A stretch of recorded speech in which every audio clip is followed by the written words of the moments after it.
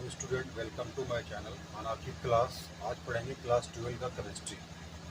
Chapter 2 है solution. ये solution होता क्या है? मिक्सचर ऑफ टू और more component is called solution.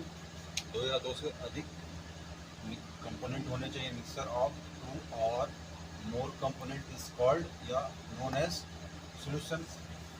Types of solution, there are two types, मतलब टू टाइप्स ऑफ सॉल्यूशन होते हैं। जैसे कि basically homogeneous and heterogeneous. Homogeneous वो होता है जो मिक्स हो जाता है, जैसे साल्ट एंड वाटर लिया जाए, शुगर एंड वाटर लिया जाए, ये क्या हो जाएंगे? एक दूसरे में मिक्स हो जाएंगे, ये होमोजीनियस होते हैं। जब solution with uniform composition is called homogeneous. Heterogeneous क्या होता है? जैसे वाटर और बालू ले लीजिए, ठीक है ना। तो ये हेट्रोजीनियस, बहुत सारे एग्जांपल हैं। Solution with non uniform composition is called heterogeneous, ठीक है ना। उसके बाद आता है कंसंट्रेशन ऑफ सोल्यूशन। अब देखिए इसमें बहुत सारे हैं ना, there are several ways concentration of solution. पहला है mass percentage, W upon W लिखते हैं, रेशियो W अपॉन W। तो mass percentage of a component या मास परसेंटेज, ये क्या होता है? Define as the ratio of mass of the component in the solution upon में total mass of the solution into 100, ठीक है ना। नोट कर लीजिए। Volume of percentage, V upon V, the ratio of, जैसे volume percentage of a component क्या होता है? Ratio of volume of the component upon में total volume of the solution into 100, ठीक है। ये होता है वैल्यूम परसेंटेज। तीसरा होता है मास बाई वैल्यूम परसेंटेज, तो W अपॉन V, मास के लिए W, वैल्यूम के लिए V, जिसका होता है ratio of mass of solute upon में total volume of solution into 100, ठीक है ना। ये हो गया। पार्ट्स पर मिलियन क्या होता है? ppm शॉर्ट में लिखा रहता है। पार्ट्स पर million the ratio of solute in gram upon में वैल्यूम ऑफ सॉल्यूशन इंटू 10⁶ होता है, ठीक है। चलिए, मोल फ्रैक्शन क्या होता है? मोल फ्रैक्शन होता है number of moles of solute and upon में total number of moles of solution. Solute, solution, solvent, ये समझ लीजिए। मैं एक छोटा सा ट्रिक दे रहा हूँ, देखिए। सोल्यूट हो गया, ठीक है ना। सॉल्वेंट हो गया, इससे ज़्यादा वर्ड आ रहे हैं, ठीक है ना। एंड सॉल्यूशन हो गया। तो जैसे मान लीजिए वाटर में अगर हम इंक मिला रहे हैं, जो इंक कम क्वांटिटी में, जो कम क्वांटिटी में है कंपोनेंट, वो होता है सोल्यूट। जो ज़्यादा क्वांटिटी में है वो होता है सॉल्वेंट। एंड ये दोनों जो मिक्स कर दिया जाता है वो बन जाता है फिर सॉल्यूशन बन जाता है, ठीक है ना। समझ आ रहा है? जैसे कि एग्जांपल होमोजेनियस में लिए थे, salt in water, sugar and water, ठीक है। तो जो कम क्वांटिटी में वो सोल्यूट है, जो ज़्यादा क्वांटिटी में है वो क्या है? सॉल्वेंट। और जो मिक्स कर दिया जाता है कंपोनेंट को वो हो जाता है सोल्यूशन। इसको ज़्यादा चर्चा करने की जरूरत नहीं है, आगे देखते हैं। मोल फ्रैक्शन, अच्छा, अगर मतलब कंसीडर कर लें जैसे कि बाइनरी मिक्सचर, होमोजीनियस ही होता है, साल्ट एंड वाटर ले लेते हैं, तो of A and B, let the number of moles of A and B, Na and Nb। Na और Nb क्या है? नंबर ऑफ मोल्स है A और B का। तो मोल फ्रैक्शन ऑफ A के लिए ये फार्मूला यूज कर लेंगे। मोल फ्रैक्शन बेसिकली यही x से डिनोट करते हैं। मान लीजिए A जो कंपोनेंट है उसके लिए XA लगा दिया, B कंपोनेंट है तो XB लगा दिया। तो मोल फ्रैक्शन ऑफ B के लिए तो XB इक्वल टू, ये मल्टीप्लाई में आ जाएगा, NB, ठीक है ना, इंटू Na प्लस NB। समझ आ रहा है? ये हो जाएगा। अच्छा, मोलारिटी क्या होता है? कैपिटल M से डिनोट करते हैं, ratio of moles of solute, ठीक है ना। अभी समझाया था सोल्यूट क्या होता है, अपॉन में volume of solution in litre. Molarity का रेशियो ऑलवेज ये लीटर में होता है। और मोलारिटी क्या होता है? स्मॉल m से डिनोट करते हैं, ये मोल्स ऑफ सोल्यूट और अपॉन में mass of solvent in kg, joules मिलेंगे केजी। तो नोट कर लीजिए। Thanks for watching my video, ठीक है ना। Please like, subscribe and share. Note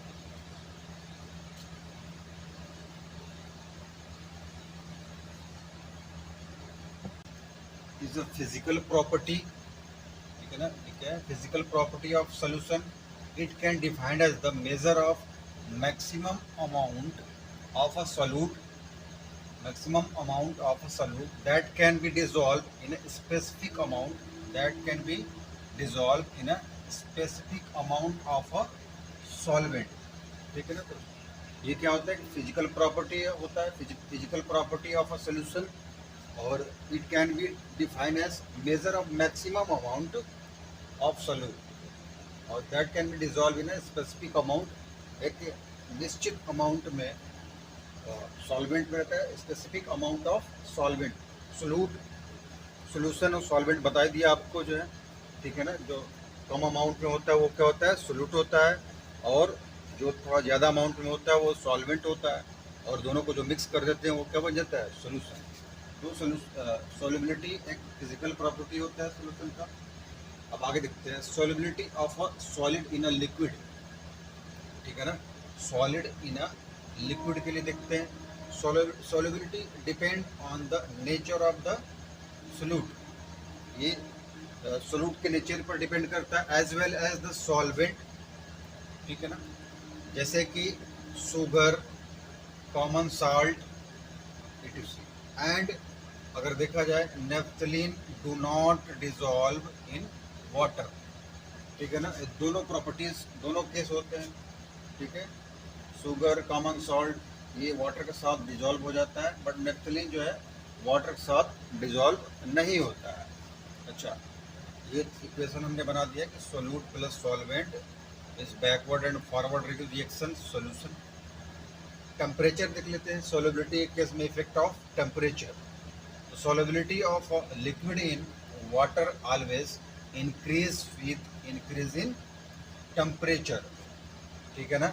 pressure case में देख लेते हैं, solubility, the change in pressure has no effect on the solubility of a solid in liquid solution, ठीक है ना। तो the change in pressure has no effect on the solubility of a solid in a liquid solution, because, क्योंकि solid are incompressible, है ना, and liquids are negligibly compressible, ठीक है।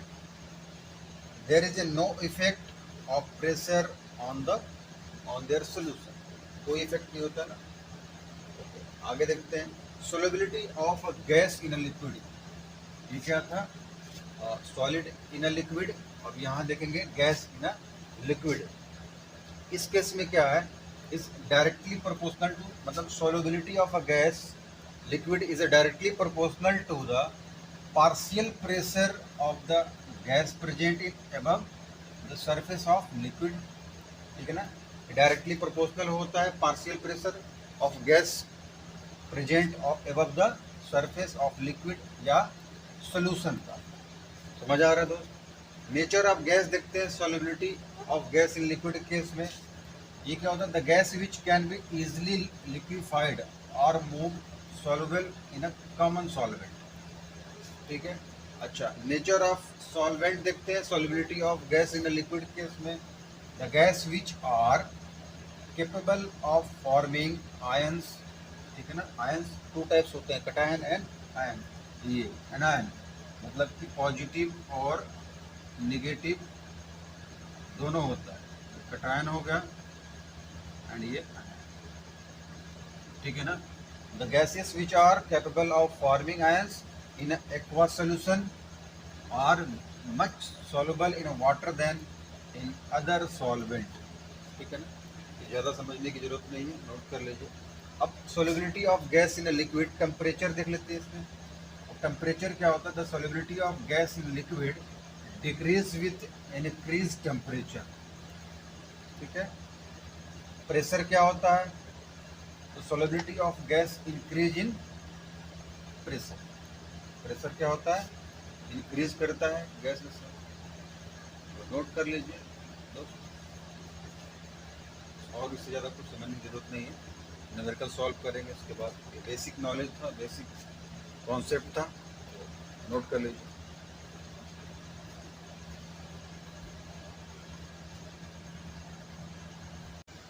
Student Henry's law देखते हैं। जो हेनरीज लॉ क्या कहता है, effect of pressure on solubility, ठीक है ना। बेसिकली हेनरी लॉ बताता है effect on pressure solubility, effect of pressure on solubility. The partial pressure of the gas in vapour is proportional to the mole fraction of the gas.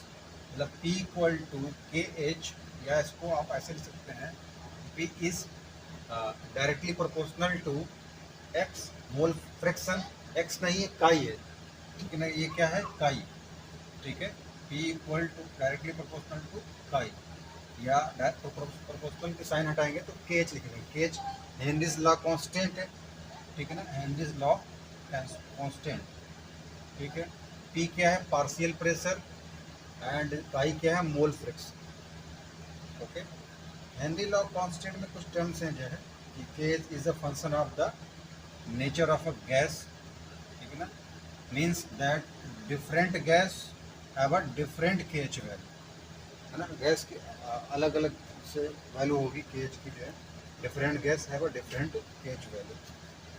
दूसरा point है higher the value of K H then the lower is solubility because at a constant pressure, या लिख सकते हैं आप K H is inversely proportional to mole fraction, ठीक है, या unit of K H equal to unit of pressure, या torque atmospheric pressure, ठीक है ना।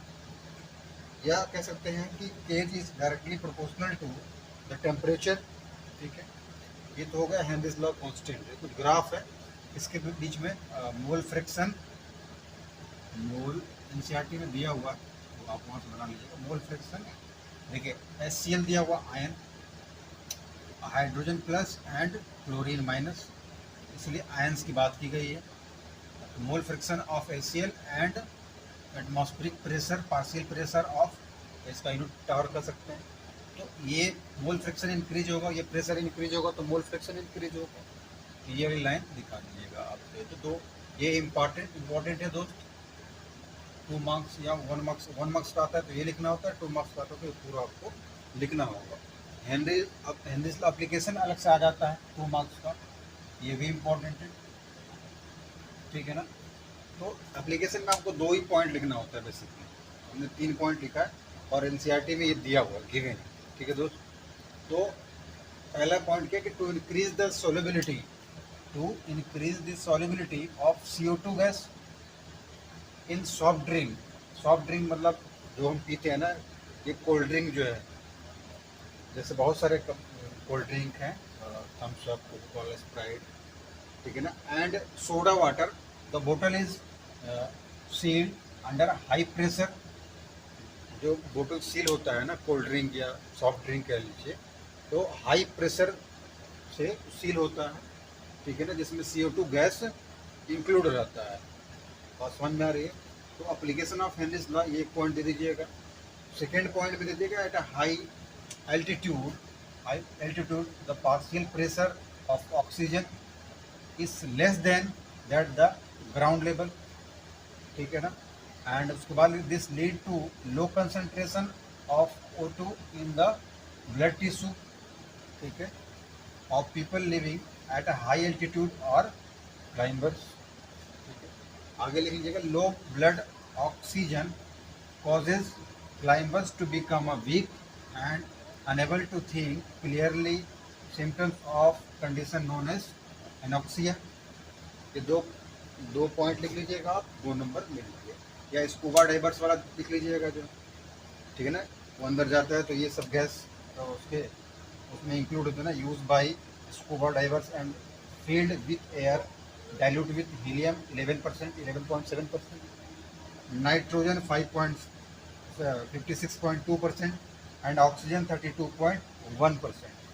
एनसीईआरटी पेज नंबर 43 में vapour pressure form by the vapour of the liquid over the surface of the liquid. इसे कह सकते हैं कि vapour pressure is directly proportional to the temperature, ठीक है ना। अगर हम टेम्परेचर प्रेशर बढ़ाएंगे वेपर प्रेशर तो टेम्परेचर भी इंक्रीज करेगा, टेम्परेचर इंक्रीज करेंगे तो प्रेशर भी इंक्रीज करेगा, तो दूसरे के डायरेक्टली प्रोपोर्शनल होते हैं, ठीक है ना। टेम्परेचर कम करेंगे तो प्रेशर भी कम होगा, ठीक है। तो vapour pressure is directly proportional to the temperature. इसको याद करने के लिए ऐसे याद करिएगा, टी, ठीक है ना।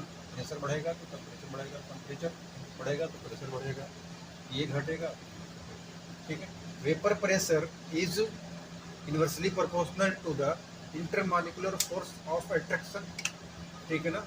Inversely proportional to the intermolecular force of attraction, ऐसे लिख सकते हैं जो, मतलब याद करने के लिए आप vapour pressure is inversely proportional to intermolecular force of attraction, लेकिन ऐसा कुछ सिंबल है नहीं, बट याद करने के लिए आप ऐसे लिख सकते हैं। अच्छा, रॉल्स लॉ क्या होता है? रॉल्स लॉ कहता है कि state the for a solution of volatile liquid the partial vapour pressure of each component of the solution is directly proportional to its mole fraction present in solution, ठीक है ना। Raoult's law और Henry's law में ये difference है ना। Raoult's law क्या बोलता है कि volatile liquid the partial vapour pressure, बात समझ में आ रही है आपको? सिर्फ P1 ले लेंगे, is directly proportional to the mole fraction present in solution. इसको देखिए, मान लीजिए कंपोनेंट वो वन ले लेते हैं, ठीक है ना। तो फर्स्ट कंपोनेंट के लिए जो है P1 is directly proportional to काई 1, या इसको हटा देंगे डायरेक्टली प्रोपोर्शनल का साइन, इक्वल टू लगा करके ये लिख लेंगे P1 नॉट, ठीक है। ये P1 नॉट क्या है? Vapour pressure of the pure component, जो फर्स्ट कंपोनेंट लिया गया उसके लिए at the same temperature. Similarly component 2 के लिए, for component 2 P2 is directly proportional to chi 2, है ना। एक्स जैसा दिखता है वो क्या है? काई 2, या इसको हटाकर P2 नॉट X2। ये क्या है? Vapour pressure of pure component of 2 eight the same temperature. आप समझ में आ रही दोस्त? इसके लिए ग्राफ है vapour pressure between mole fraction, आप समझ में आ रही है ना। अच्छा, इस पॉइंट से P1 नॉट स्टार्ट होता है, इसको बोला जाता है कि vapour pressure of pure component first, and यहाँ पर P2 होता है vapour pressure of the pure component 2 के लिए एट द सेम टेम्परेचर। चलिए सॉल्व करते हैं अकॉर्डिंग टू डाल्टन्स लॉ, मतलब दोनों को सम कर लेना है आपको। According to Dalton's law of partial pressure the total pressure over the solution phase in the container, कोई कंटेनर है, will be the sum of the partial pressure of the composition of the solution, ठीक है ना। तो चलिए इसको plus करते हैं। P1 की वैल्यू क्या है? P1 नॉट X1, P2 की वैल्यू क्या है? P2 नॉट X2, X नहीं है, पाई है, ठीक है ना। अच्छा, P1 की जगह पर हम क्या लिख सकते हैं? 1 माइनस X2, सॉरी X1 की जगह पर 1 माइनस X2 लिख लिया, प्लस P2 पाई 2, एक्स जैसा दिख रहा है, ठीक है ना। तो पाई करना है, मल्टीप्लाई कर लीजिए। P1 naught minus P2 pi 2 plus P2 not लगा दीजिए, सॉरी ये P1 है, ठीक है ना। फिर ये हो गया पाई 2।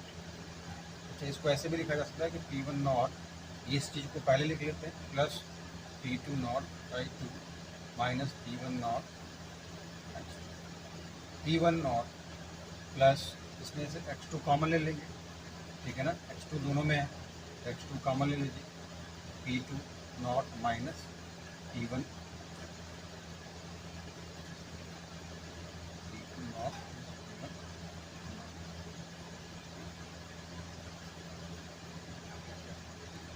टोटल प्रेशर इक्वल टू ये मिला। तो राउल्स लॉ छोटा सा डेरिवेशन है, ये आप नोट कर लीजिए, 2 मार्क्स हो, ठीक है ना, इम्पोर्टेंट, नोट करिए।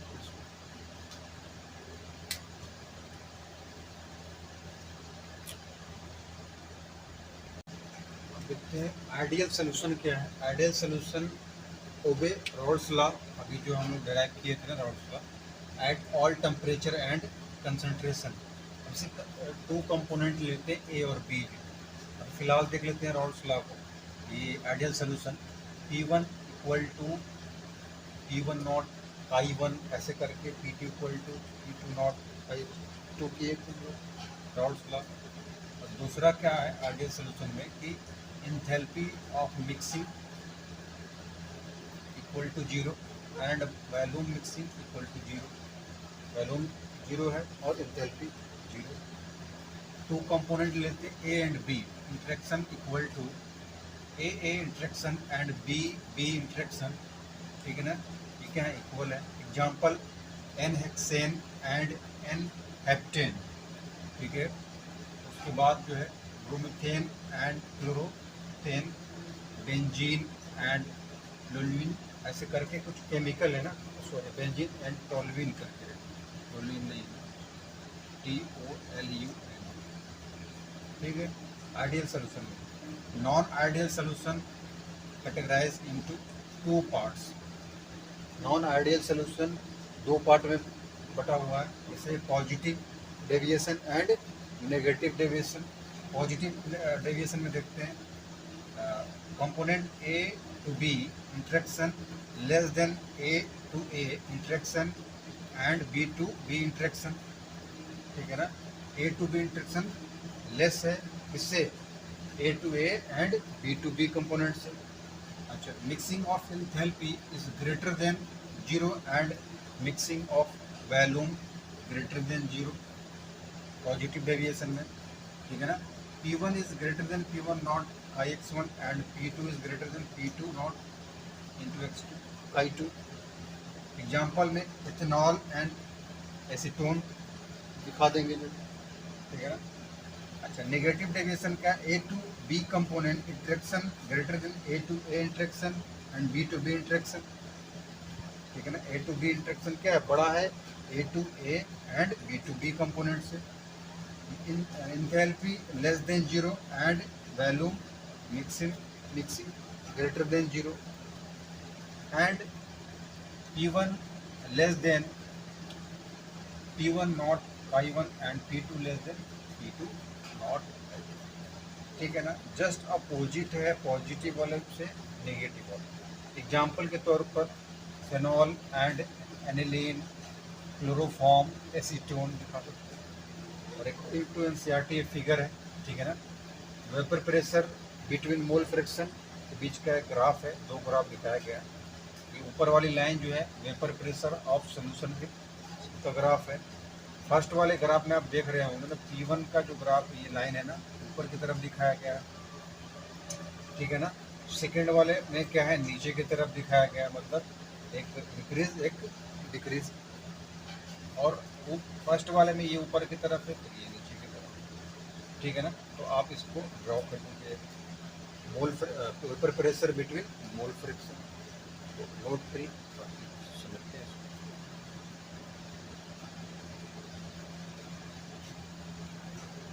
स्टूडेंट पढ़ते हैं एजियोट्रॉप्स। एजियोट्रॉप्स क्या होता है, कोई भी सोल्यूशन या कंपोजिशन जो है लिक्विड और वेपर फेज में हो, जिनका बॉइलिंग जो है एट अ कांस्टेंट टेम्परेचर, ठीक है ना।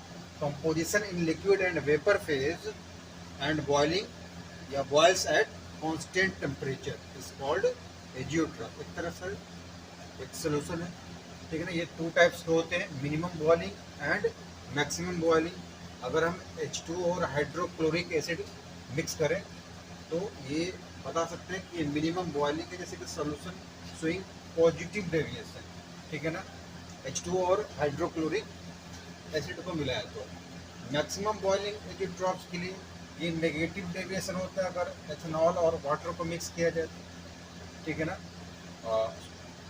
Solution showing negative deviation from Rawls law, and ये मिनिमम के लिए solution showing positive deviation from Rawls law, ठीक है ना।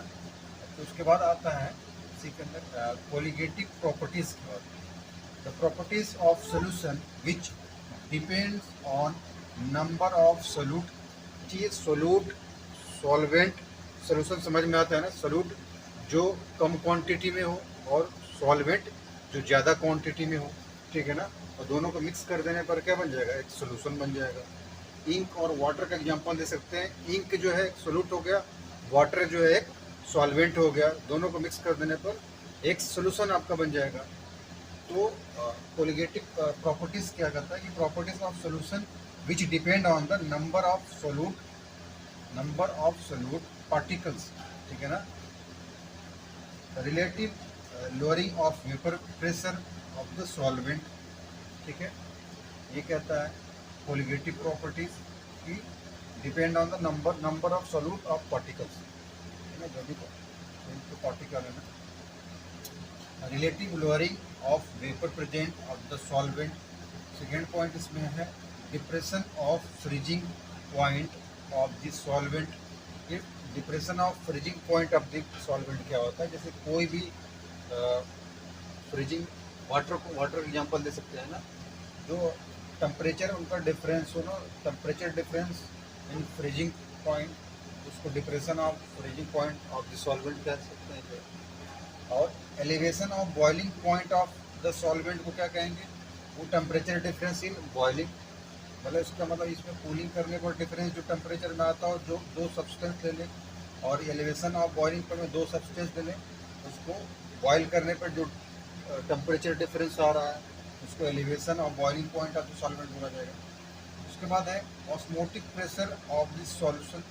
अब ये क्या है, ऑस्मोटिक प्रेशर जो है ये minimum pressure needed to prevent the flow of solvent molecules through a semi-permeable membrane। बस ये याद रखें, ऑस्मोटिक प्रेशर जो minimum pressure need to prevent the flow of solvent molecules, ठीक है ना। और ये चीज़ जो है आप फिगर में समझ सकते हैं अच्छे से, दो कंटेनर में एग्जाम्पल लेकर वाटर मॉलिक्यूल्स उसमें आप समझ सकते हैं, शॉर्ट देख लीजिएगा। इसके बाद आता है इसके अंदर जो है पहला पॉइंट है relative lowering of vapour pressure. When non volatile solute is added to solvent vapour pressure of the decrease. ये इंपॉर्टेंट है दोस्त, मैं ये बता दूँ, छोटा सा डेरिवेशन टाइप है तो नोट कर लीजिए। अभी देखिए वोलेटाइल और नॉन वोलेटाइल क्या होता है। वोलेटाइल जो भी सब्सटेंस है ना, the substance form vapour phase, vapour में जो कन्वर्ट होता है वो सब्सटेंस है component. And non volatile the substance is not vapour form is called non volatile substance. तो relative lowering of vapour pressure में when a non volatile solute is मिलाया जा रहा है added to solvent, vapour pressure of solvent decrease. Example दे सकते हैं, मतलब अब डेरिवेशन करेंगे हम लोग। P1 इक्वल्स टू काई 1 P1 नॉट ड्राइव किया था ना हम लोगों ने, the reduction in the vapour pressure is solvent delta P1, ठीक है ना। अब ये delta P1 equal to P1 naught minus P1 लिखा जा सकता है, ये बात समझ में आ रही है। या delta P1 equals to P1 naught minus X1 P1 naught, ठीक है ना।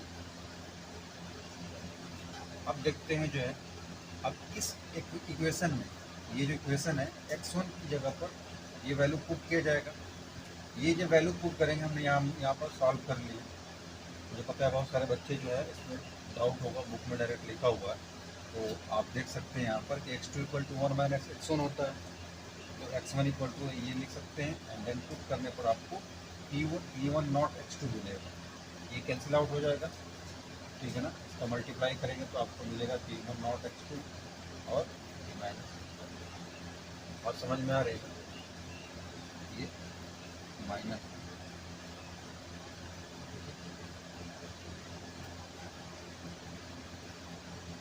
सो ये वैल्यू मिली delta P1 equal to P1 naught x2।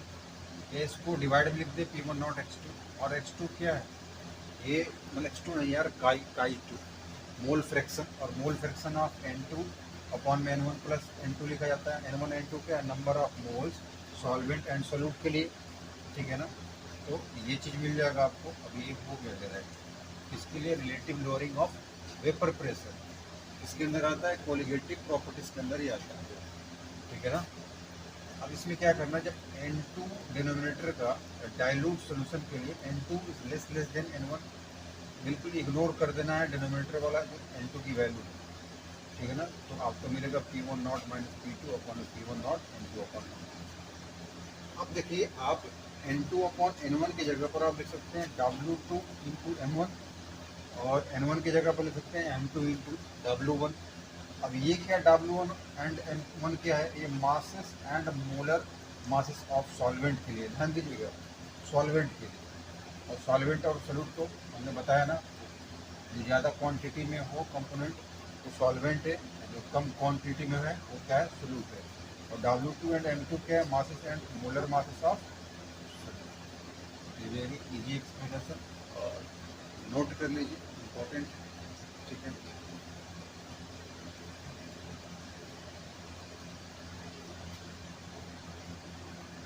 Second number पर है एलिवेशन ऑफ बॉइलिंग पॉइंट। देखिए ये क्या होता है, it is the increase in boiling point of solvent due to presence of non volatile solvent, ठीक है ना। तो इसमें क्या लेंगे, let T B naught equal to boiling point of pure solvent and T B equals to boiling point of solution लेते हैं।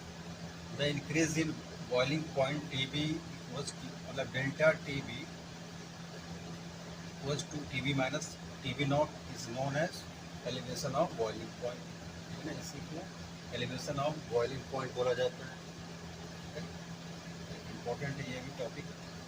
For dilute solution के लिए elevation of boiling point delta TB is directly proportional to the molar concentration of the solute in a solution। Directly proportional किसको होता है, molar concentration के, मतलब molal कैसे कह लेती, मोलल या मोलल कंसंट्रेशन, मोलारिटी बोला जाता है, molal concentration of the solute in solution. तो delta T B is directly proportional to molal या मोलारिटी, ठीक है ना। या प्रोपोर्शनल का साइन हटा कर delta T B K B M लिख सकते हैं, ठीक है ना। वेयर m क्या है, molarity is the number of moles of solute dissolving 1 kg of solvent, ठीक है। और Kb क्या है, कांस्टेंट ऑफ प्रोपोर्शनलिटी, मतलब value of Kb for some common solvent के लिए वैल्यू। SI यूनिट क्या होता है, ये इंपॉर्टेंट है, एग्जाम में पूछा है कई बार कि SI unit of Kb K for kelvin into Kg पर मोल होता है, यूनिट ऑफ Kb। अच्छा, फिर इसके बाद आगे देखते हैं, if W2 and M2 masses and molar masses of solute and solute समझ गए ना, तो सोल्यूट जो कम क्वांटिटी में, सॉल्वेंट जो ज़्यादा क्वांटिटी में। तो W1 क्या है, मास ऑफ सॉल्वेंट, ये ज़्यादा क्वांटिटी में, ठीक है ना। तो M की value W2 upon M2 upon में W1 अपॉन 1000, इसको ऐसे लिख सकते हैं W2 अपॉन में M2 इंटू ये ऊपर चला जाएगा 1000 अपॉन में W1, where M2 equal to molar mass of the solute. अब देखिए इसको हम सॉल्व करते हैं। अब इस M की वैल्यू को इक्वेशन 1 में पुट करते हैं। इक्वेशन 1 क्या है, delta P delta T B equal to K B M है। M की वैल्यू क्या है आपकी, ये के बी, M की वैल्यू पुट कर देते हैं W2 अपॉन में M2, ये कैपिटल M2 इंटू 1000 अपॉन में W1, ठीक है ना। तो delta T B cross multiply कर लीजिए, क्या कर लेते हैं, क्रॉस मल्टीप्लाई, M2 निकालना है आपको, M2 इक्वल टू सेम रहेगा ऐसे ही के B into W2 into 1000 upon में, ठीक है ना। ये सारा टर्म डिवाइड में चला आएगा, मतलब कि delta T B into W, ठीक है। और ये M2 जो फाइंड आउट किया है, M2 क्या है, molar mass of the solute, कर लीजिए, ठीक है ना।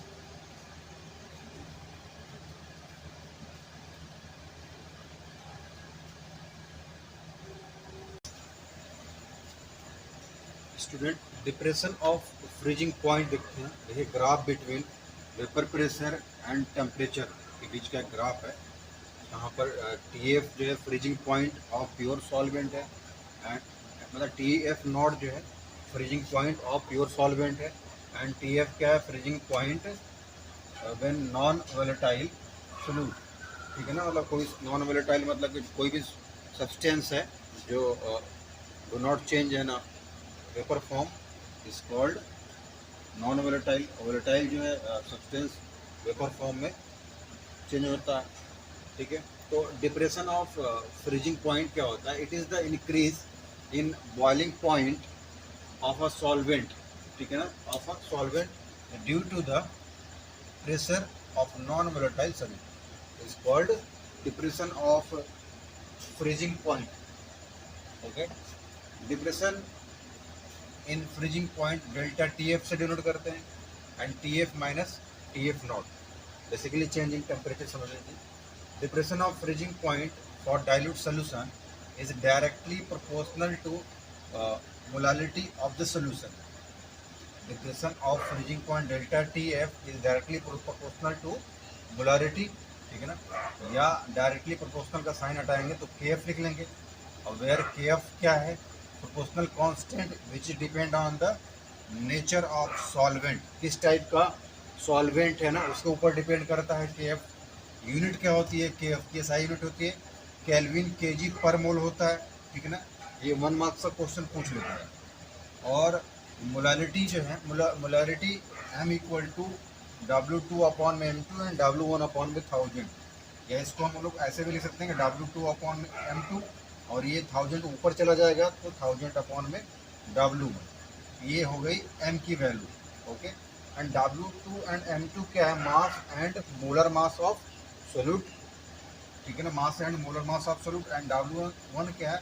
मास ऑफ सॉल्वेंट।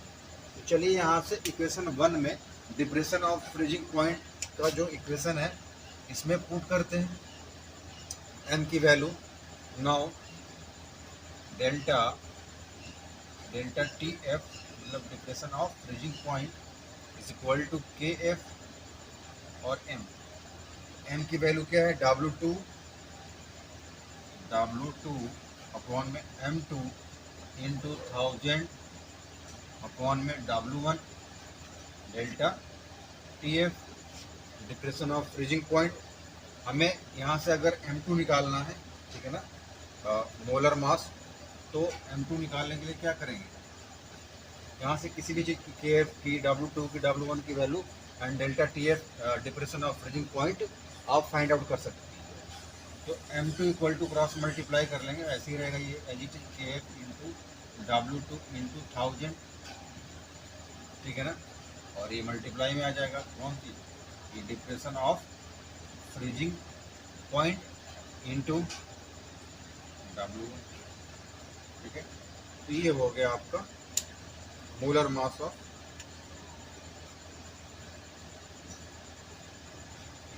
या आप डिप्रेशन ऑफ फ्रीजिंग पॉइंट ये भी लिख सकते हैं। तो बस यही करना। और ग्राफ क्या है? वेपर प्रेशर बिटवीन टेम्परेचर पर केल्विन। ठीक है ना, एंड TF क्या है? TF जो है फ्रीजिंग पॉइंट में non volatile solute, and TF not क्या है? Freezing point of pure solvent. ठीक है, तो नोट कर लीजिए। और ये किसके ये बीच का बनाया हुआ है डिस्टेंस क्या है? ये डिप्रेशन ऑफ फ्रीजिंग पॉइंट। तो तब तक ये नोट करेंगे।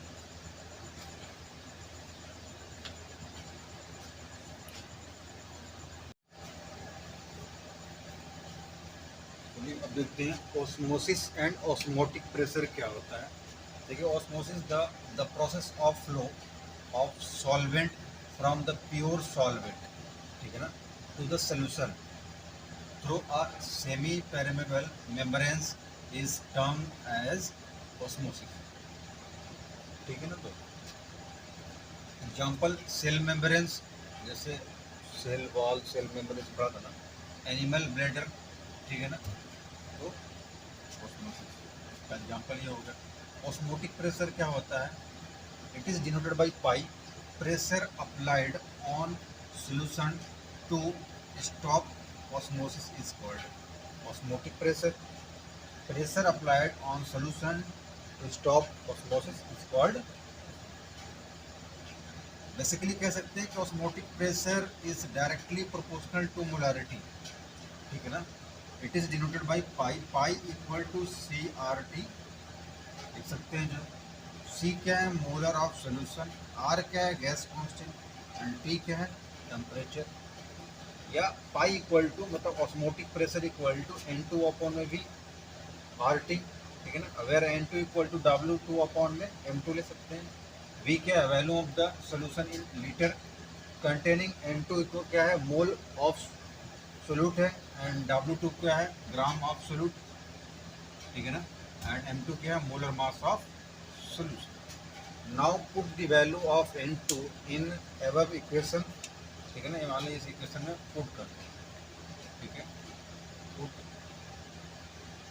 The value of N2 in above equation, समझ आ रहा है ना। तो pi equal to N2 upon में V आर टी है, या ये पाई के साथ V आ जाएगा तो N2 आर टी बचेगा, और N2 की वैल्यू क्या है, W2 अपॉन में M2 into R T pi V। और हमें चाहिए यहाँ से molar mass in solution M2 equal to W2 into R T, और ये जो है पाई V नीचे आ जाएगा, पाई इंटू V। तो मोलर मास इन सोल्यूशन निकल कर आ जाएगा, ठीक है ना। नोट कर, और ये फिगर है, ठीक है ना।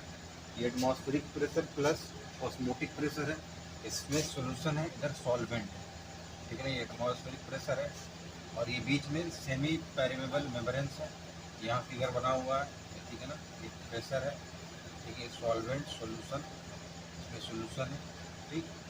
और ये वाला पार्ट क्या है, मेरे इसमें सबसे छन्नी का काम करता है। तो नोट कर लीजिए, molar mass in solution M2 equal to W2 into R T upon में पाई V। पाई क्या है, ऑस्मोटिक प्रेशर, M2 क्या है, molar mass in solution, V क्या है, volume of solution in litre, ठीक है, R gas constant and T temperature. Important है ना, ये ध्यान रखता है, ये इम्पोर्टेंट है।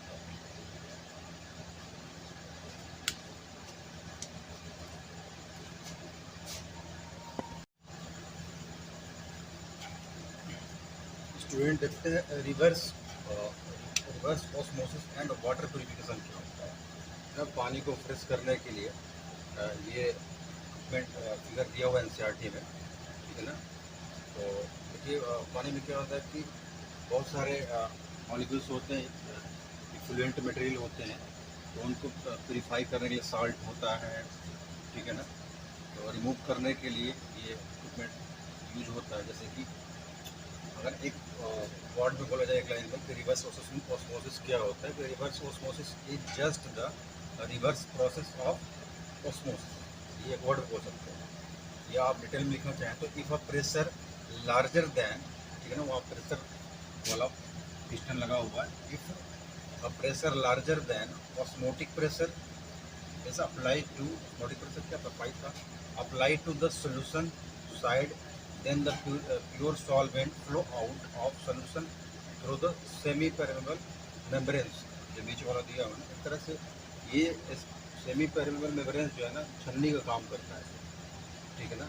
देन फिर फ्रेश वाटर मिलता है। This phenomena is called reverse osmosis या आरओ, जैसे लाइक दैट आप देखे होंगे ना, घर में आपको लगा होगा ना प्यूरिफिकेशन और आरओ लगा होगा, जस्ट वही है, ठीक है। It is used in drinking water purification from sea water, है ना। और sea water में removing the salt and other effluent material from water molecules, ठीक है ना। उसमें से ये जो रिमूव करता है साल्ट और अदर इफ्लुएंट मटेरियल, तो नोट कर लीजिए फिगर 2.11। ये वहाँ वाटर आउटलेट मिलेगा आपको, ठीक है। यहाँ से फ्रेश हो गया, फ्रेश वाटर हो गया, pressure is greater than pi.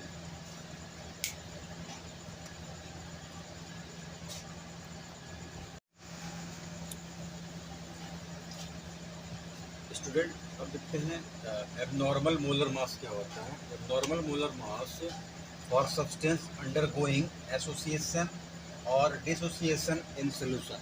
Association और dissociation in solution molecular mass.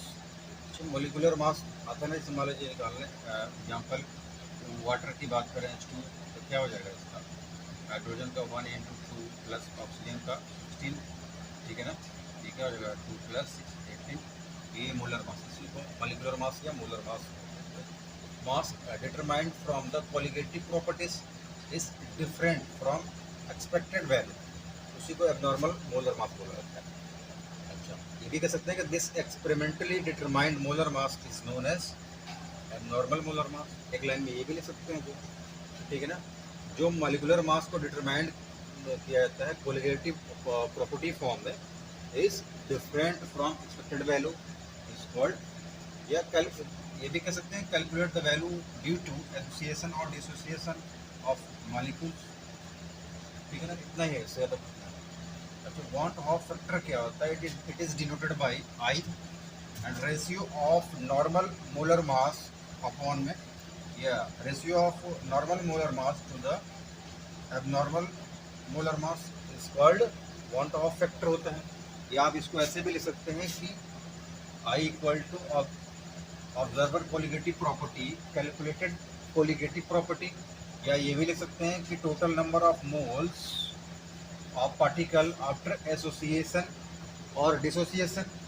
Denominator में लिख लेंगे कि number of moles of particles before association और डिसोसिएशन, ठीक है ना। न्यूमरेटर में आफ्टर है और डिनोमिनेटर में बिफोर है।